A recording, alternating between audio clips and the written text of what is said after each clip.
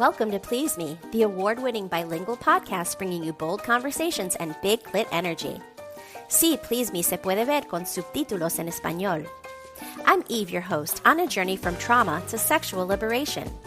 Join me and my guests as we dive into conversations around orgasm equality, self-love, body positivity, and essential sexual education. Let's reclaim pleasure and close the orgasm gap, one empowering conversation at a time. Last week, I spoke with Kimberly Dorsey of Lucky Girl CEO, who talked about breaking generational trauma to reclaim your life. She talked about the concept of life recalibration, and it was a wealth of good self-care tips and tricks. Be sure to go back and listen. I am beyond thrilled and deeply honored to be nominated for 3 Fan Favorite Podcast Awards. This includes 2 ASN Awards, 2 Latin Podcast Awards, and 2 Women Podcaster Awards, and it's all thanks to your incredible support. You can vote daily, so check the show notes to cast your vote and help me bring these wins home. I'm so grateful for every one of you. Thank you for listening, sharing, and showing up. Did you know that podcasts rely on listener support to keep bringing you the content you love? For the best way to support the show, join me on Patreon for ad-free listening, early releases, bonus episodes, and exclusive content. Please Me is for mature audiences. Sit back, relax, and surrender to the pleasure of Please Me. It can certainly be a relationship deepener. And if your partner doesn't respond in a loving, kind way, it can be a real breaking of trust in a relationship. ASN Lifestyle Magazine is your go-to source for sex-positive, sophisticated content covering everything from the swinger lifestyle and adult entertainment to intimacy, wellness, and more. You can read every digital issue for free, and subscribers get access to exclusive content. See the show notes for the link to subscribe and check out their Instagram. I'm excited to share that I now have a monthly column in ASN called Big Clit Energy, a Please Me series. Don't miss it and subscribe today. Hank's the family fixer, always with his tool belt. But living with prostate cancer, he needed help. He asked his doctor about Xtandi enzalutamide. Xtandi 40 milligram tablets treats men with prostate cancer that has spread to other parts of the body and responds to a medical or surgical treatment to lower testosterone. Xtandi may cause serious side effects: seizure, a brain condition called PRESS, allergic reactions, heart disease that can lead to death, falls and bone fractures, swallowing problems, or choking that can lead to death. Stop Xtandi and get medical help at once if your face, tongue, lip, or throat start swelling. Tell your doctor at once if you faint, have a seizure, quickly worsening headache, decreased alertness, confusion, vision problems, chest pain or discomfort, or shortness of breath. Xtandi can cause harm to an unborn baby or miscarriage. Use birth control during and 3 months after Xtandi. Common side effects include muscle and joint pain, feeling unusually tired, hot flashes, constipation, less appetite, diarrhea, high blood pressure, bleeding, falls, fractures, and headache. Talk to your doctor and visit Xtandi.com. Welcome to the 4 parks of Universal Orlando Resort, featuring the new Universal Epic Universe. With spectacular hotels, we offer a week of vacation excitement. Visit universalorlando.com. We off? 30 seconds of carefree bliss. Oof, like wind in your hair carefree. Oh, like using Clorox Disinfecting All-Purpose Cleaner in the home carefree. Yes. Like dog slobbing on the coffee table and cleaning it with Clorox Carefree. He's on a roll now. Spit toothpaste on the faucet. You got it. You got it. Peanut butter on the light switch. Oh, spritz, spritz. Spritz, spritz. Clorox, man. Clean feels good. Okay, we're back. Use as directed. Tell Me What Happened is a show that asks, what would you do if you saw someone in danger? I'm not making it out of this river. I'm never going to see my mom again. I'm never going to see my sister again. Would you jump to their rescue or hope someone else does? I couldn't see her head above the water. All I could see was her hair. If she was alive, she didn't have very long. These are true stories of people that chose to help a stranger who was in trouble. Listen today to Tell Me What Happened, an original podcast by OnStar. This episode is brought to you by LinkedIn. Psst, healthcare pros, word's out, and it's too good to keep quiet. Look, LinkedIn is revolutionizing job hunting, making it possible to search by specialty, shift preference, and salary. Endless scrolling is out. Whether it's a mental health therapist or dental hygienist, finding the perfect role is faster and easier than ever. Head to linkedin.com/healthcare and start your search today. Hello, and welcome to Please Me, the podcast that aims to destigmatize conversations about sex and sexual health by turning the sheets into our classroom. Today, I'm so excited to welcome Laurel Roberts Meese into the show. And I want to talk to you a little bit about her. She is a trauma therapist. She helps facilitate incredible healing journeys from horrific trauma to self-assuredness. She helps people recover from sexual trauma. And I can totally relate to what you do because for many years I had my own therapist that I was having as an assist to help me to heal from my own sexual trauma. And so I am so excited to dedicate the show today to sexual trauma and healing and getting on that healing journey because so many women experience this. It's thought that a third of women experience sexual trauma and 1/4 of men experience sexual trauma in their lifetime. And this is just the ones that are reported, right? So it could even be more than that. So welcome, Laurel, and thank you for being here today. Hi, thanks for having me. And I know people have probably seen like the topic of the episode. And if you clicked on it, great, because I don't think this is going to be like a huge bummer episode. I think that we can make this really accessible, hopefully not triggering to too many people. Obviously, know yourself, take care of yourself. If you're not ready to dive into this topic, that's okay. Come back to it another day. But for those of you that are here, welcome. And we're just going to make this as easy as we can make it. I love that point because, yes, sometimes you can hear something that can be really triggering. And so we want to be mindful of that. But also, the only way to heal from trauma is to actually dive in and talk about it and work on it. So it's really essential and important. And I know that it's come up so many different times in conversations with different guests where our conversation and our topic that we were going to talk about had nothing to do with sexual trauma, but it just comes up because it's so common for so many people to experience it and for it to be a part of their sexual history. Absolutely. And so when I think about my sexual history, I think about the first experience that I had with sexual trauma, which was at 5 years old. And that's, I feel like, where my sexual journey starts, right? Unfortunately, it was a traumatic experience, but it is where my journey started. And really paying attention to that, I think, is so important. And realizing that even though we may be dealing with a lot of other things in our lives, that if this is our part of our history, it is going to come up over and over again throughout our lives.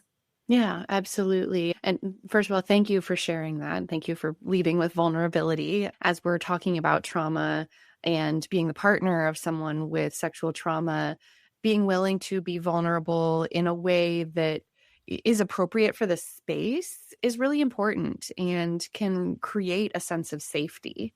For anyone listening, I think you just created a sense of, oh, okay, this is someone that gets it. This is someone that's willing to talk about it, but not in a level of detail that might be triggering to listeners who may have also had an early childhood sexual trauma, because the details often really don't matter. The details of the trauma don't matter. The number one takeaway when thinking about and talking about trauma, sexual trauma, is that sexual trauma is never about sex. I think that's the biggest misconception, right? Sexual trauma is about power. And just as any other type of assault is about power, someone gets punched in the face, it's about whoever was punching them exerting power over them. With sexual trauma, it gets really confusing because it feels like it's about sex, but it's just about someone exerting power over someone through a sexual act. So I think that can help people start to unlink the actual physical act of what happened with their reaction to it. Because if you were someone that just got punched in the face, you would feel pretty okay about whatever reaction you had to it because you would just know it wasn't okay that someone punched you in the face, right? Absolutely. Yeah. Yeah. So just bottom line, sexual trauma is not about sex. It's about power. Yes. And that's a good point. And I love that we're going to be talking about how we talk to our partners about our history and our sexual trauma. And I know that I like to use myself as an example. And I know that in my past, I have disclosed this information to my partner, who was actually my husband at the time. I think I told him about it before we were married, but the bottom line is he knew I married him. I feel like later on in our divorce and trying to separate with the children and all of that, it came up again as an issue. And so it almost was like re-traumatizing that it was being brought up again as like something to use against me. And so I want to just talk to you about how you think the most important thing is for partners to understand about our sexual trauma, and what do we disclose and what do we keep to ourselves? Because you're absolutely right. Some things can be triggering, and maybe some things are just way too much information. Yeah, absolutely. And certainly in a public forum like this, we're not going to go into detail. But if you are wanting to disclose to a partner, I would consider a couple of things. How much did the trauma affect you? Then also, how much is it still affecting you? Now, that changes over your life. You can have a period of time where you're doing pretty okay. And then let's say you get into a really safe and loving relationship, or you're in a really stable place. And then reminders of the trauma come up and you're like, oh, maybe I'm more affected by that than I thought I was. Totally normal for that to happen. But considering how major was this trauma to you, and how much have you processed it and found a sense of like safety and resilience within yourself? Because the answers to those questions determine how soon and how much you're going to share with a partner. If you had a major violent trauma and you have not unpacked it at all, that's going to be super, super vulnerable to tell a partner. And that's not to say don't, but be really judicious about who you tell and in what context. And it can certainly be a relationship deepener. And if your partner doesn't respond in a loving, kind way, it can be a real breaking of trust in a relationship. You were asking about between sexual partners disclosures, not disclosures to friends and family and helping professionals. Although I would argue that the same kind of two questions apply. How major was this trauma to you, and how much have you processed it?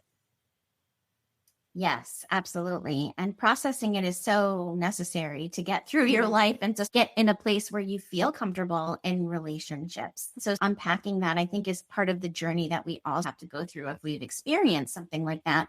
And I know that for me, it's so layered. It's like an onion, right? You like peel away one layer of healing. And then guess what? There's like another vulnerable layer there. It could be like when you decide to have children and suddenly your children are like little and maybe at the age that you were. Yeah, that's when it started. And then that can re-trigger you or make you start thinking about it again. And then that layer gets healed. And then there's another layer. And I know that for me, like having this podcast for the last year and a half has been a healing journey that I was not even expecting. I thought that I was on the other side of it and like all of that. And the more I talk to people and the more I talk about my experiences, the more healing comes from it. So it's a beautiful journey, but you have to be open to it. And how do you encourage people, if they've experienced trauma, to really reach out to someone to help them? Yeah. Well, first, I want to say that, yes, often your experience of like layers and kind of new angles and new perspectives on your trauma are very normal. But I also want to give a lot of hope that this is something you can truly heal. Like humans are incredibly resilient. We trend towards healing. Just as you get a little cut, your body tries to heal itself. Now, sometimes we need help with that healing, right? Just like sometimes you break a bone and you need a cast, or you get an infection and you need a round of antibiotics, right? The same thing with trauma. Your body truly does want to heal itself. And for some people, that healing happens naturally over time, just the way the brain stores information and memories and the way the body processes things. Sometimes it happens naturally. And then sometimes you do need that figurative medical intervention, right? Sometimes you do need help from a trusted professional. There are some incredible resources out there. RAINN.org, which is Rape, Abuse, Incest National Network. They have a free chat room. I used to volunteer with them. And then there are many local organizations that serve communities. They have support groups. They have often free or low cost mental health services. And then there are people like me who are operating independently that just have a background in sexual trauma that are doing deep trauma work. And I also want to say therapy isn't the only way people heal. It's a great way for some people, but people heal in all kinds of ways. I remember when I was kind of one of the first few rounds of people that were allowed to get our COVID vaccines. And I remember being in that big old waiting room after getting my first COVID vaccine and like chatting with someone who happened to be a therapist. And her research was in BDSM practices among people who had experienced sexual trauma and how it could be a healing experience of experimenting with power and control and consent in a very structured and consensual environment.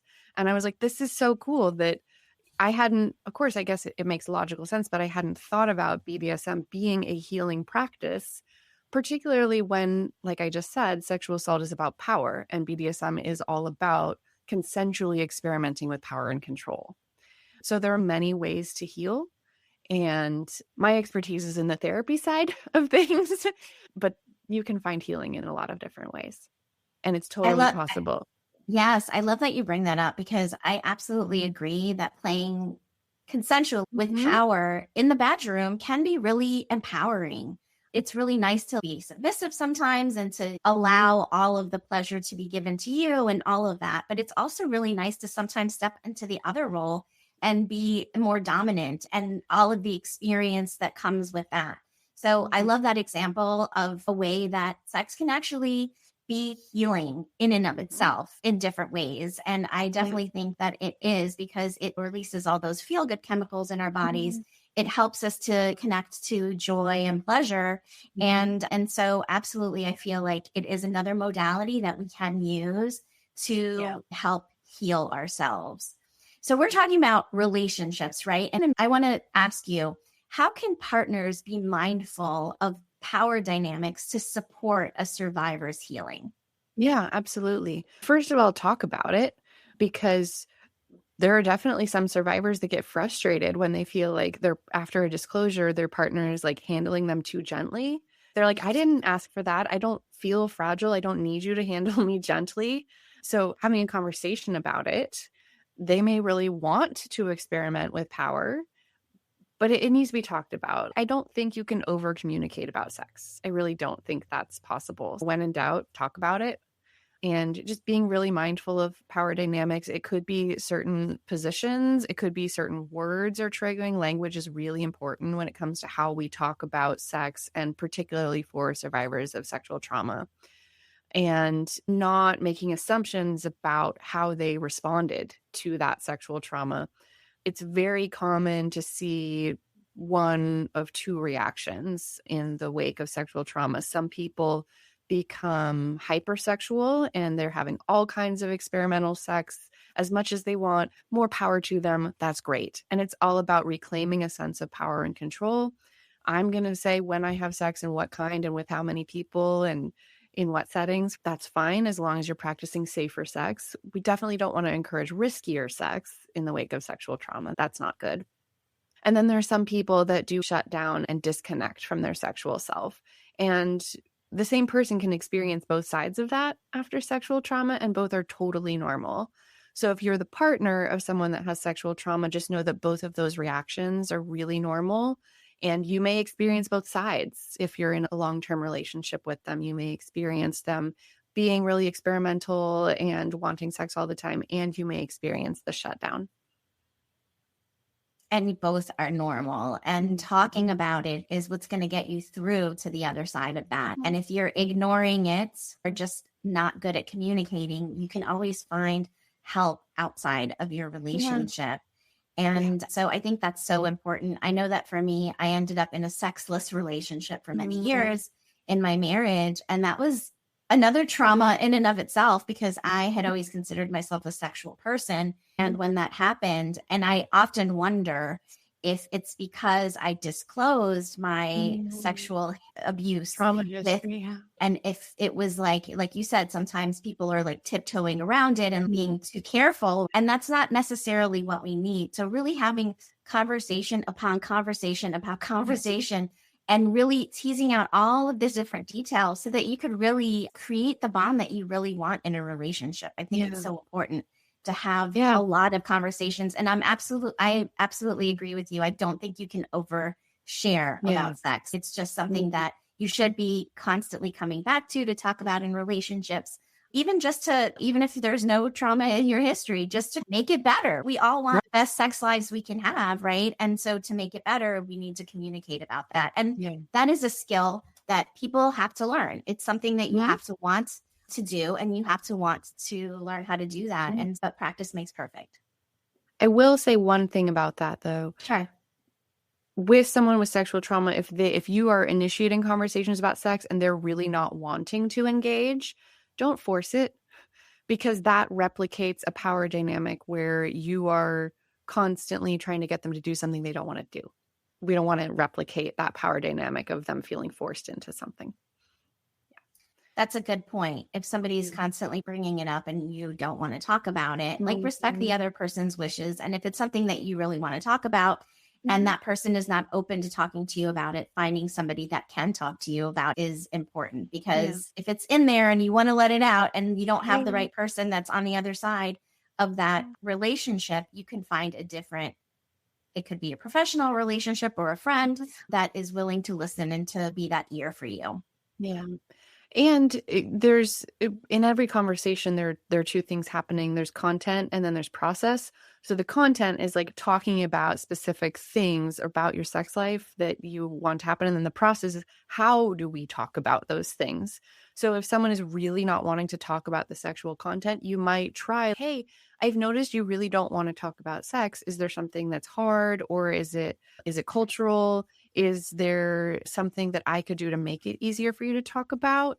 So having that process conversation rather than going in on the content, maybe you can get some insight there about why it's hard for them, or maybe they just really just don't want to go there, and we can't force that either. Absolutely. But trying to understand where the other person's coming from too is so important. And maybe it's just something that's very uncomfortable for them, and they've never done it before, but they want to support you. Who knows? And you will never really know unless you ask those questions. What are some common misconceptions or assumptions that partners should avoid making when you're disclosing some of this kind of information? Yeah. The first response should always be, thank you so much for trusting me enough to tell me. And equally as important is to say, I'm so sorry that happened to you. Notice I said to you, that all the language you use needs to reinforce that they did nothing to invite this. They were not complicit in their own assault, right? Culturally, there's a lot of messaging, particularly for women, but really for everyone, that victims are somehow complicit in their own assault. So the language we use in response needs to be counter to that. So I'm so sorry that happened to you. And then anything you say basically needs to come from a place of, you didn't deserve that this was a crime, right? This was something that happened to you, the same way you wouldn't blame someone who was robbed or something like that. That being your initial response will go a long way in building trust. And because people that have experienced sexual assault, they are scanning for who's a safe person. Did this person respond well? And they may drop little crumbs. I certainly had a partner that was kind of dropping little hints that something had happened. And I definitely heard those hints. And when that partner was ready to talk about it, I was not surprised. And because of all my training, was able to respond in a way that was not victim blaming at all.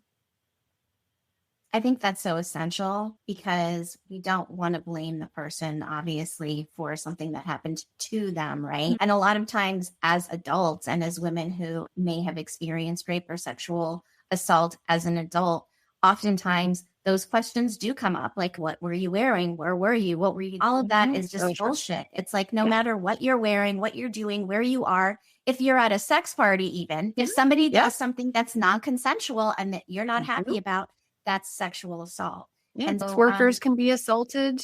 Like, there's 100%. Yeah. And I don't know the stats, but I imagine that the rates there are high. Yes, absolutely. Because they're putting themselves in compromising positions, and sometimes there's not anybody around to protect them, so except for themselves. So absolutely, sexual assault can happen to anybody. It's not just something that happens to women, it also happens to men, to boys, and to it's older just people. and No, to it's older this is people. not just something that happens in a frat basement. Like, this is something that happens in all contexts.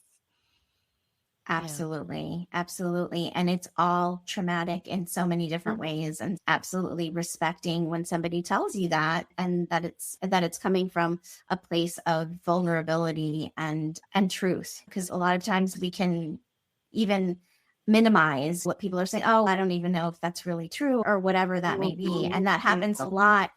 I find when women come out against somebody that's, say, like a celebrity or a politician or something like that, right?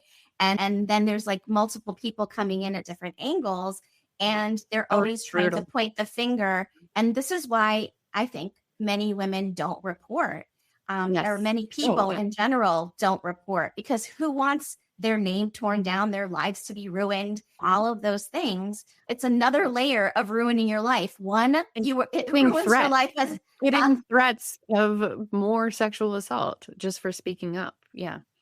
Exactly. So it's sad that that's the society that we live in. We have to really protect ourselves, but it's important to have these conversations for sure. Yeah.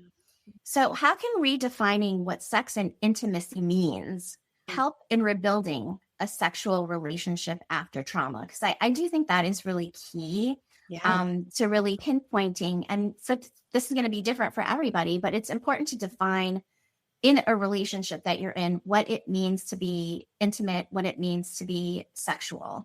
You want to jump in? Absolutely. So sensate focus it's a therapeutic approach. You don't need to work with a therapist to do it, as long as you're really grounded and resourced yourself.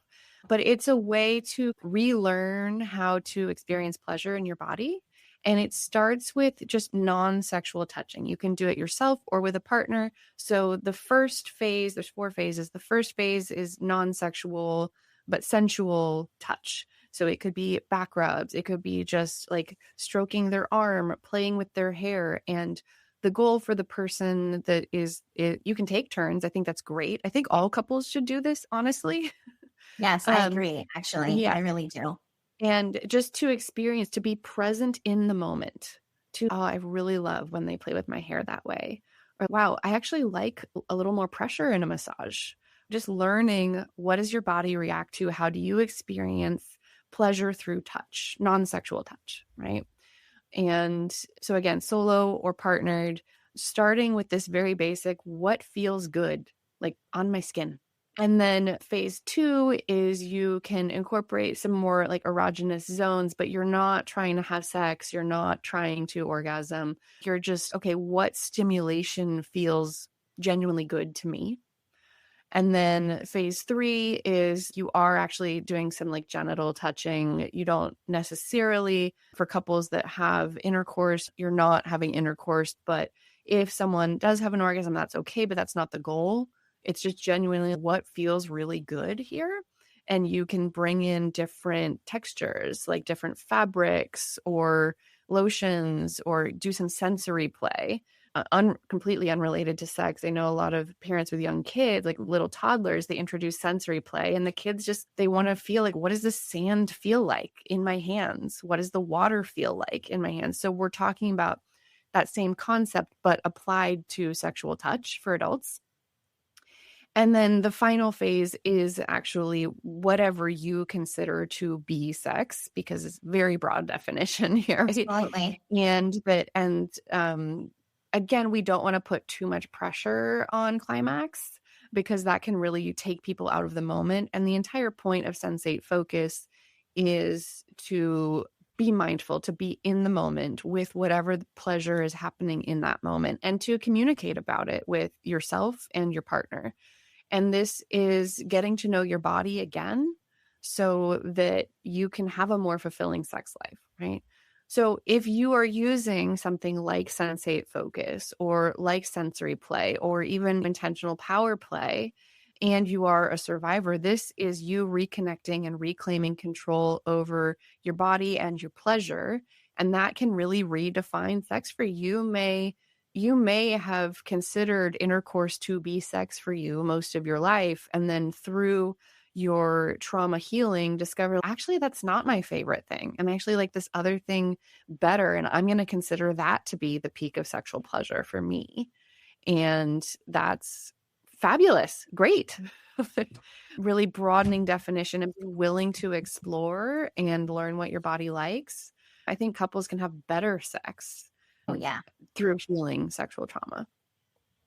I 100% agree. And I like to think of the whole entire body as an erogenous zone, because if it's perceived, even if it's not your genitalia or the quote unquote erogenous zones that we typically think about, right? And it's perceived as sensual or sexual touch, it can still be a turn on, and it can still be firing those sexual centers in our brain that are perceiving that. And unfortunately, we don't do a lot of sensory play as adults. And so if we can introduce that sensory play, we can really figure out what we really truly like, what those buttons are on our body that are going to really get us turned on. And I think it's a great tool for anybody, whether you're trying to reconnect with your body after a traumatic experience and get back into your body and get into the moment. So you're talking about being mindful and having that. Because if you want to experience pleasure, the bottom line is your mind can't be like off thinking about something else, right? Or you can't be like thinking about the trauma, which unfortunately does come up a lot when you have had sexual trauma in your past.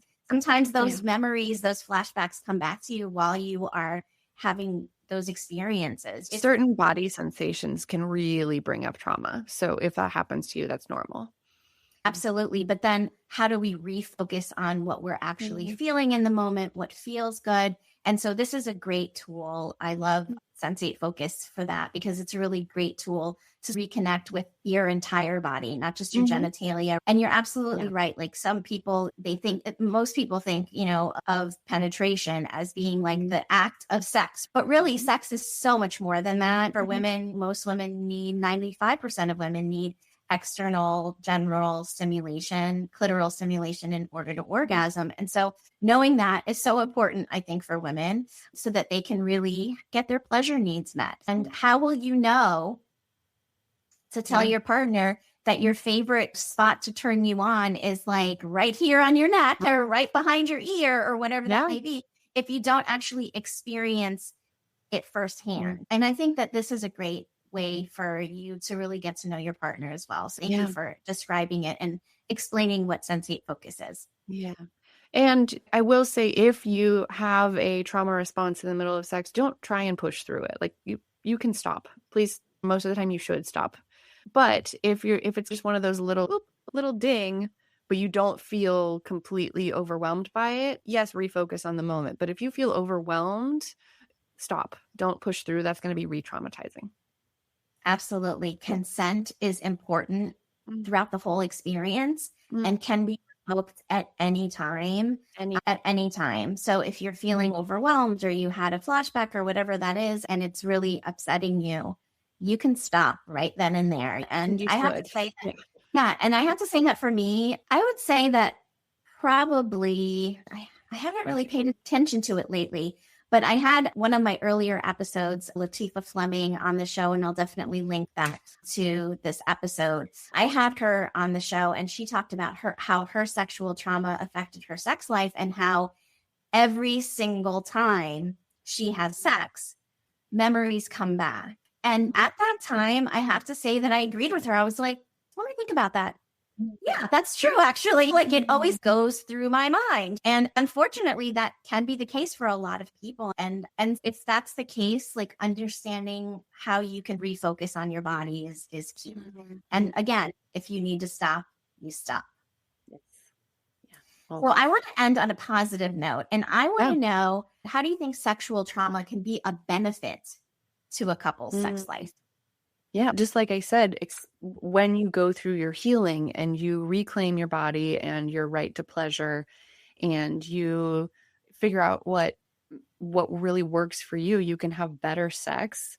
You can improve your communication, not just about sex, but overall, if you're in a romantic relationship with this person, or even just a sexual relationship, just overall better communication. And I think it is true that for some people, a sexual experience comes up every time they have sex, but not all. And it is completely possible to go forward and have sexual experiences that don't recall your trauma. I just want to plant that seed of hope there. Yes. Overall, better communication about sex, about everything else, and greater pleasure, right? And who doesn't want that?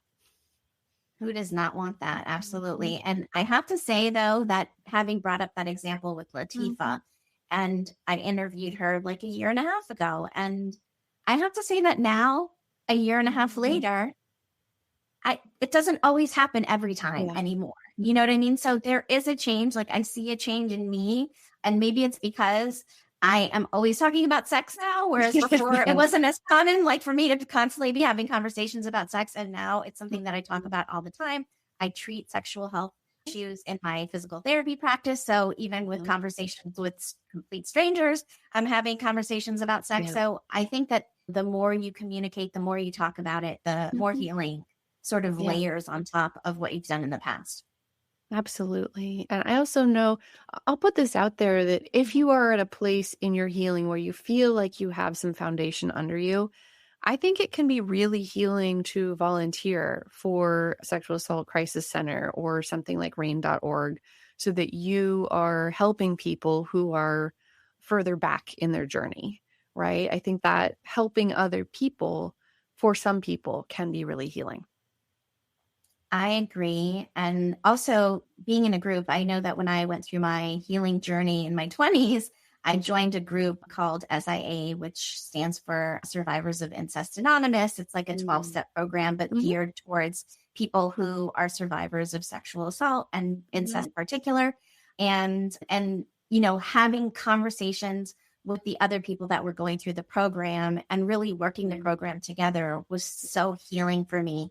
And I know that for me, I did a journaling group with 2 other ladies that were part of the group that ended up becoming my best friends for life. And for over the course of a year and a half, we worked the program together. We would journal together. We would get together once a week. We would read our journals to one another. We would talk back and forth about our experiences. And that was really super healing. And so I love that you bring up volunteering, because yes, absolutely. I can remember what it was like to be at the very beginning of my journey and what a difference it is now, and how special that would be to be able to share your experiences in healing with other people. And so I will definitely link RAIN in the show notes as well, so that people can either reach out to them for their own sake, or if they do want to volunteer. I think that's a wonderful idea.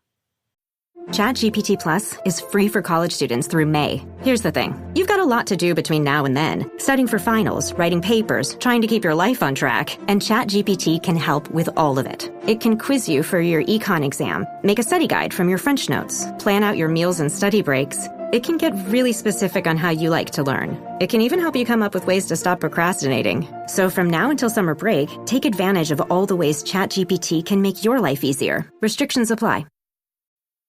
Fellas, you know Degree Cool Rush deodorant, right? Well, last year they changed the formula, and guys were mad about it. One dude even started a petition. So guess what? Degree heard us, admitted they messed up, and brought the original Cool Rush scent back exactly how it was. And it's in Walmart, Target, and other stores now for under $4. So grab some and remember why its cool, crisp, and fresh scent made it the #1 men's antiperspirant for the last decade. Degree Cool Rush is back, and it smells like victory for all of us.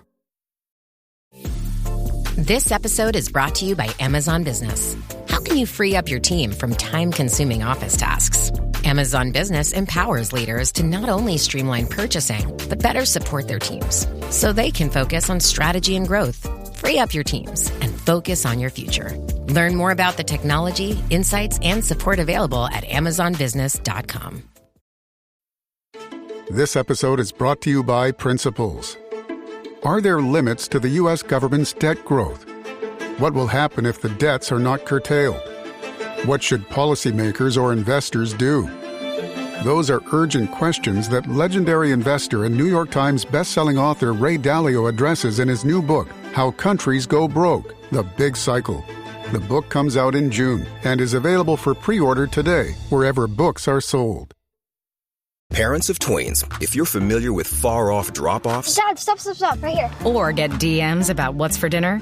You may be experiencing tween milestones. For your son or daughter, these can start at age 9. HPV vaccination, a type of cancer prevention against certain HPV-related cancers, can start then too. For most, HPV clears on its own. But for those who don't clear the virus, it can cause certain cancers later in life. Embrace this phase. Help protect them in the next. Ask their doctor today about HPV vaccination. Brought to you by Merck. So I want to jump into our role play because we're getting to the end of the show here, and the role play is always so much fun.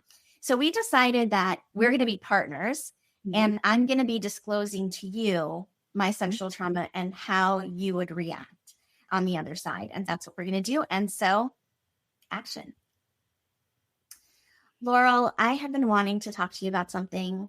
It's been weighing on me heavily, and I just feel like it's affecting our intimacy. And I want to disclose something to you, but I'm really nervous about it. And can you just assure me that I'm going to be, it's a safe space right now for me, because I have some things that I want to talk to you about that are really delicate. Our intimate life is really important to me too. And if there's something that's affecting it, I really want to hear, but I also want to go at your pace, because I know what it's like to feel really vulnerable. However much or little you want to share with me, it works for me. Thank you. Thank you for creating that space for me, because I haven't had that in past relationships, and I haven't felt safe talking about this. But I do really want our intimacy to be even deeper. And I feel like it's a wall that's coming between us. Is there anything I can do right now to make you feel a little safer? Yeah. Can you come sit next to me and just hold my hand? Absolutely. Happy to do that. Anything else you need? No, I think I'm ready to tell you. Okay, I'm listening.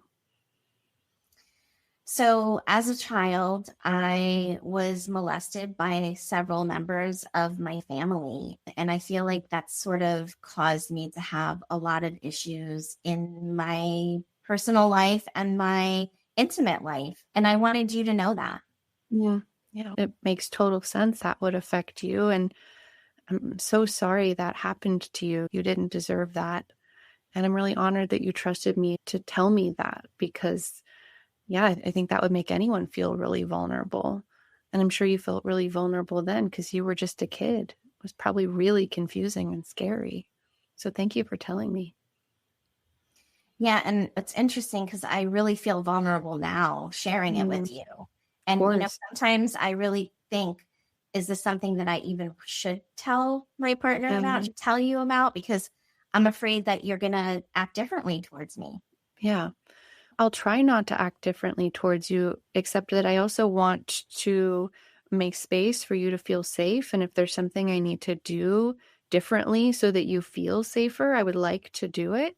But I'll wait for you to tell me what that might be and not assume what it should be, right? If there's something specific that you want to do or not do, please tell me. I'll really take my cues from you. Yeah, I think that sometimes during our intimate moments, there are times when maybe I have a memory or something comes up and I don't know, disassociate with my body, and I'm like floating out there and not paying attention to what's happening. And sometimes I almost feel like I disconnect and I'm not even feeling what's happening at all. And I'm just wondering if on the other side of that, you can sense that. And because I want to be in my body, but sometimes I just float away. Yeah. I think that looking back now, there are some times where I could maybe tell you weren't totally there, but I didn't know why. And I think, what would you like me to do going forward if I notice that happening? So if we're doing something like really intimate, I would love to just come back to like more of a sensual touch as opposed to a sexual touch at that moment, to just help me to regroup and to come back to where I'm at and that I'm with you. Totally. Is that something you can do for me? Of course. Do you want to have a cue or a word or something so that if I don't pick up on it, you can tell me that it's happening? Or is that too much for you? I feel like I wouldn't be able to do that because I'm somewhere else. Okay. Okay. I will really, are there things that are a sign that you might be in that headspace that I can watch for? I think if I maybe get too quiet or if I get too still and for a prolonged period of time, I think that those are like the signs that I'm out of my body right now and need to come back. Okay. Okay. That's super. I can definitely watch for that. And if I notice you're being quiet and still, I will pull back and focus on, is there a particular type of sensual? Do you want me to play with your hair? Do you want me to just like stroke your face? Do you want me to talk to you or talk about other things happening in the room? Is there anything that sounds really good there? I'm so glad that you said that because I do feel like if you stroked my hair and tried making eye contact with me, because I do like to close my eyes sometimes, but if they're always closed, then you won't really know because we're not maybe making eye contact, but bring me back to asking me to look at you and telling me something nice, bringing me back to the moment, I think would be really helpful. And not necessarily saying, hey, are you thinking about X, Y, Z? I don't really want to talk about that. I want to just come back to us. Yeah. Okay. Of course, I always want you to be present with us. So I'm really happy to do that. And again, thank you for telling me. I'm really glad that you trusted me. And I think that this will only make our intimate life better. I definitely agree. Thank you for listening and for being such a kind ear and for being willing to tease that out when we're in those moments and being willing to help me to come back to myself because I want to come back to you. Yeah. Would it be okay with you if I checked in after we're intimate to see if I was reading your cues correctly, or do you want to be the one to bring these conversations up? I think that it's a really good idea, actually, to have these conversations afterwards when we're cuddling. And if you picked up on something, I would love to know that you did and we could talk about it. So yeah, I'm definitely open to that. Okay, great. I'll do that. And scene. That was great.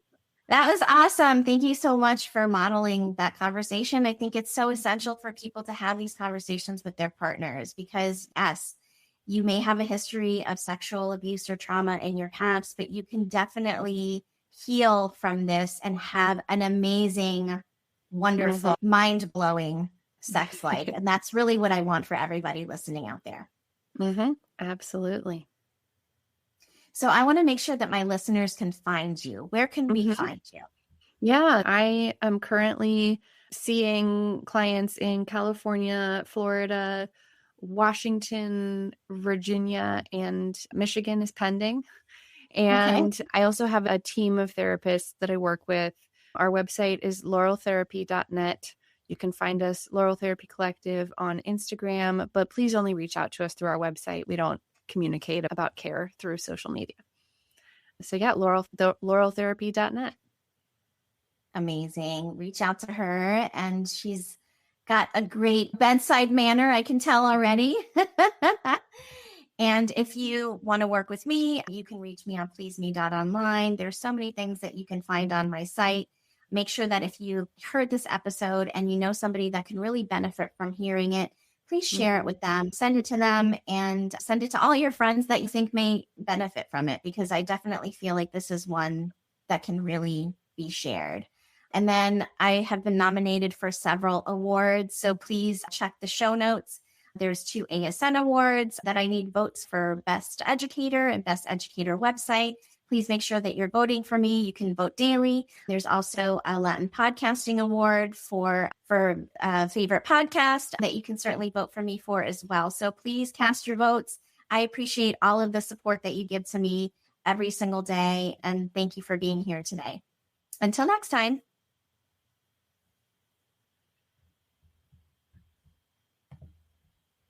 For ad-free listening, exclusive bonus episodes, Eve's library of archived webinars, and early access to new releases of Please Me, become a monthly supporter on Patreon. Simply open the Patreon app on your phone, search for Please Me, and subscribe today for premium content and more. Cheers to finding your pleasure and big lit energy.